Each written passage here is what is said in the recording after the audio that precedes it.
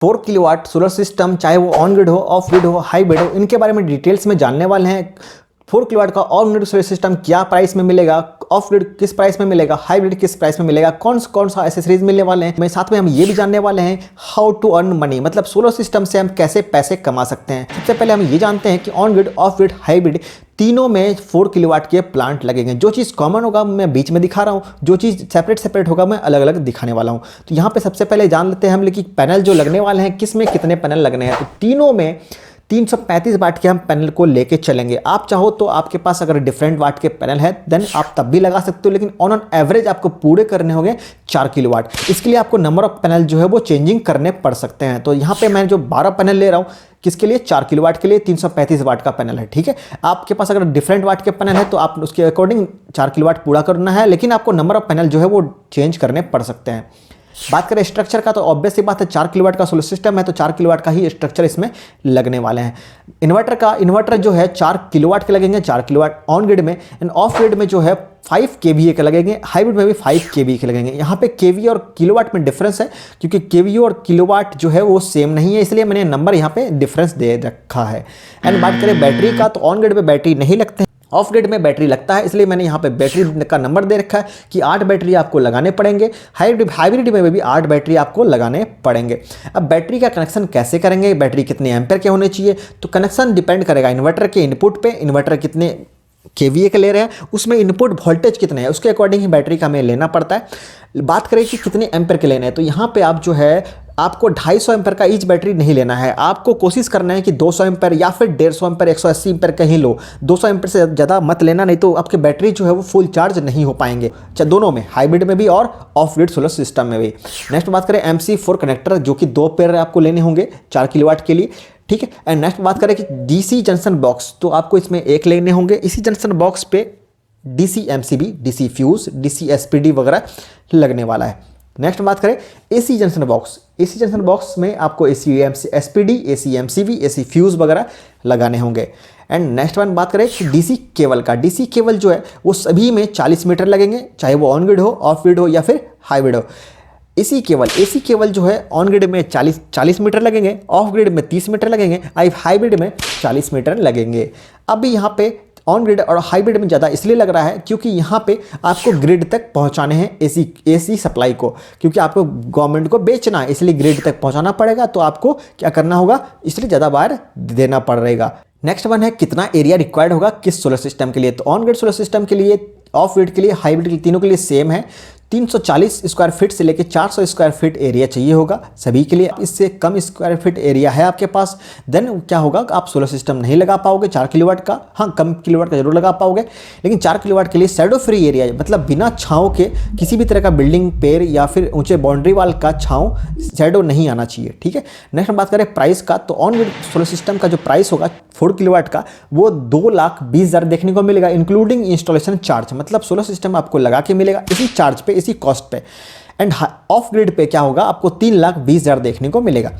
Hybrid के लिए क्या है, 3,60,000 देखने को मिलेगा। यहाँ पे डिफरेंस आपको बहुत देखने को लग रहा है कि of grid, hybrid and on grid में, वो इसलिए क्योंकि अलग अलग इक्विपमेंट्स, अलग अलग गैजेट मिलने वाले हैं आपको, इस वजह से प्राइस भी थोड़ा डिफरेंस है।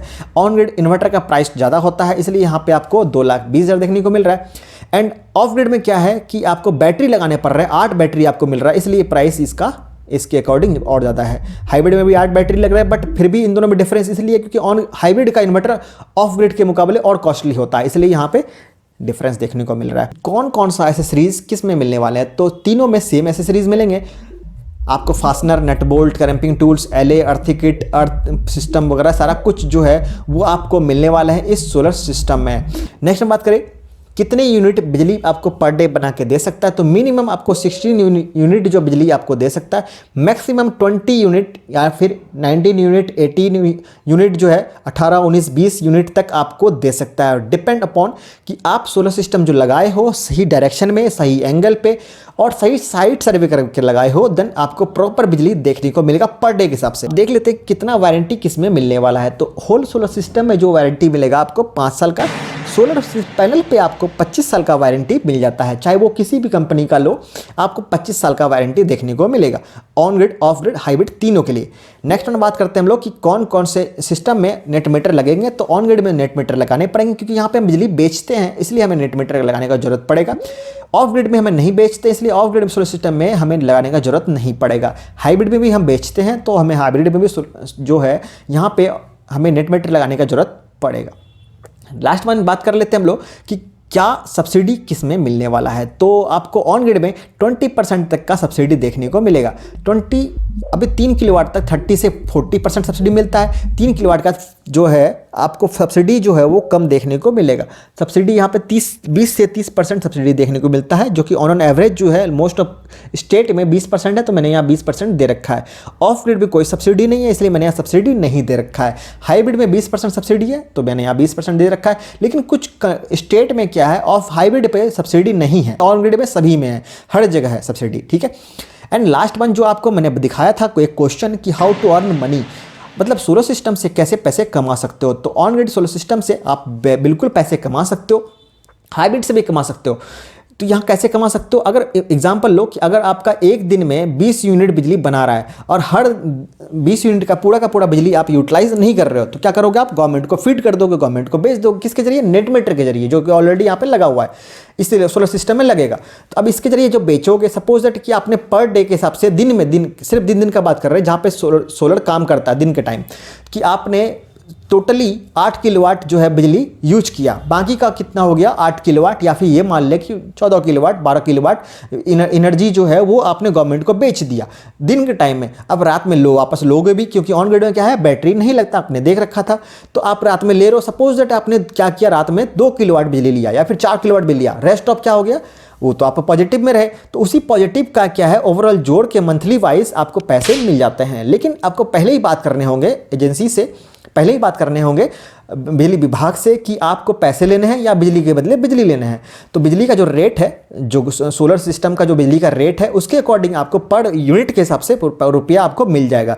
तो इस तरह से आप बिजली भी यूटिलाइज कर लिए फ्री में, आप सोलर सिस्टम लगा के, और पैसे भी अर्न कर लिए, पैसे भी कमा लिए आप इस सोलर सिस्टम से।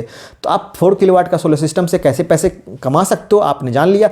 अगर आप इससे बड़ा पैनल लगाते हो तो ऑब्वियस सी बात है आप और ज़्यादा कमाओगे, लेकिन 4 किलोवाट से। और यहाँ पे एक चीज़ और जान लो, सब्सिडी भी आपको मिल रहा है, ठीक है।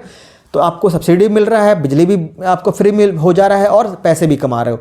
अब नेक्स्ट क्वेश्चन आता है कि आप इसे कैसे लगवा सकते हो सोलर सिस्टम को, चाहे वो किसी भी तरह का सोलर सिस्टम हो।